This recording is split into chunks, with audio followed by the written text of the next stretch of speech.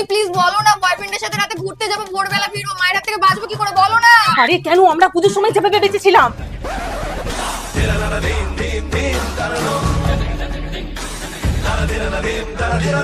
আরে পুরো ডিটেইলে বলো। তাহলে শোনো।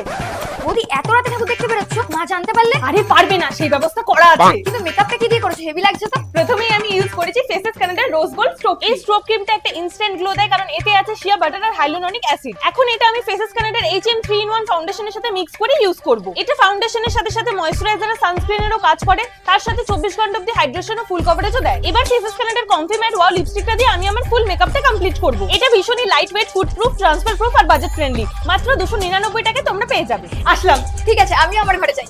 আরে দূর, তারপর বলো। তারপরেই তো আসল খেল। মায়ের ঘরে ছিটকিনি দিয়ে আমরা চলে যাই, তারপরে ভোরবেলা ফিরে সকাল হয়ে গেছে, তাড়াতাড়ি চেঞ্জ করে নাও, মায়ের দরজা খুলতে হবে। আপনাকেও আটকে দিয়েছিল মা, আমাদেরকেও কে যেন আটকে দিয়েছিল, তারপরে কাজে দিদি এসে খুললো।